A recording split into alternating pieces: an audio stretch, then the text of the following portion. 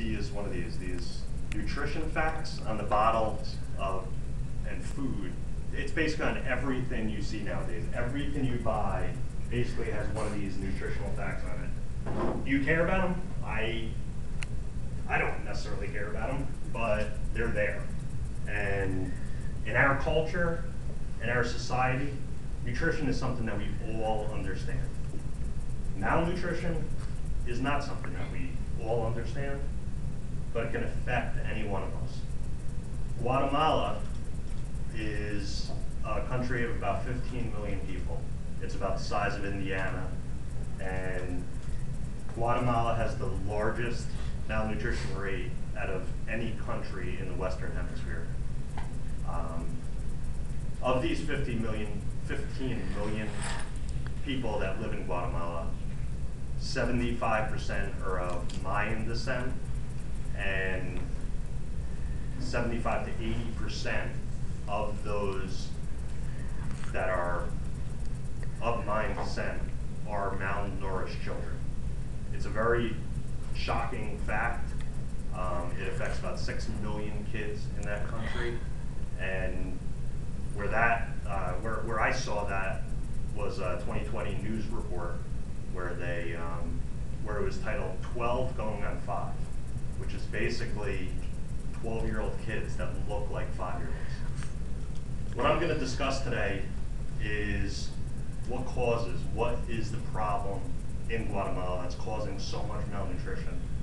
I'm going to talk about the physical and the mental effects of malnutrition on these children of Mayan descent specifically. And I'm going to talk about organizations that are helping out and products that are currently available that are really helping in that area.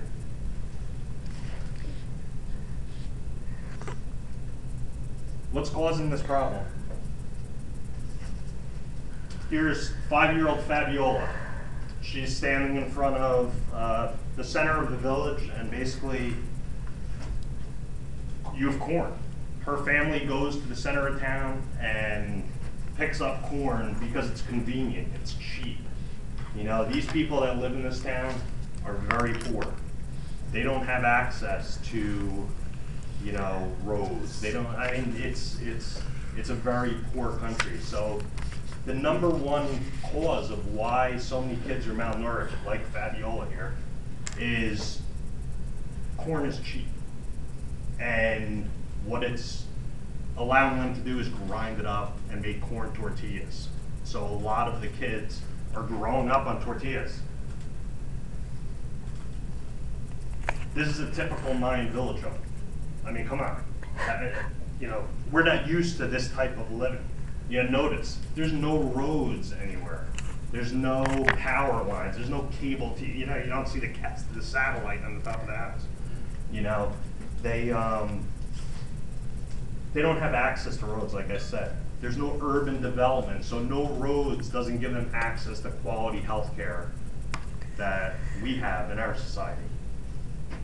Their government, you know, their government basically is a corrupt type of government. They could care less about their population, it seems. So the government is not providing them, you know, facts about what nutrition and what it's actually doing to their children. And the last thing is language barriers. Of all of these villages, there's 20 different languages that are indigenous to this country. So even though they may get help from a hospital or something, a lot of times it's not understood what's happening. So now that I explained the causes of why malnutrition is happening, let's see some of the effects that it's actually doing to these children. Notice, like I said in the beginning, the report was 12 going on 5. These are 9-year-old kids. You know, that's the line that they should be at. There's severe stunted growth by the fact that they're so malnourished. These kids look like they're 5-year-olds. I mean, I have a son that's 7 or 8, and he's already past that 9-year-old line. So these kids are severely stunted in growth.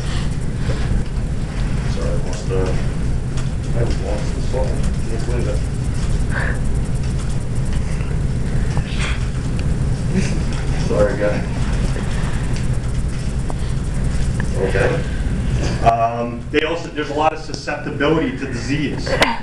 You know, in addition to the physical effects that malnutrition is having on these kids, mental effects are also lower IQs. There's a lot of kids that are dropping out of school, and worst off, you know, these kids are growing up because they're having these mental defects, and they're not becoming skilled workers. So even the next generation is causing, you know, this malnourishment is causing, you know, throughout all generations.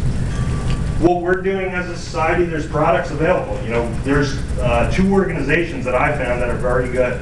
There is Wuku Kawak, which is an organization that provides services in languages that these people understand. So that's a great service to them. And there's also private organizations, peace missions. My sister went on a peace mission trip to provide products to these kids so they can get, you know, the nourishment and the nutrients that, you know, can be supplemented into their diet. I talked about the Wuku Kwak. The 2 products that we're currently using, one being Plumpy Dough. Plumpy Dough is a peanut butter paste diet supplement that's almost like nougat inside of an energy bar, you know, where they eat that and it provides a lot of vitamins and minerals to the kids. And also, you know, from birth, they're getting a supplement called Incaparina, which is a milk-based animal protein supplement, which is being added to that corn that they're so used to eating. What is it doing?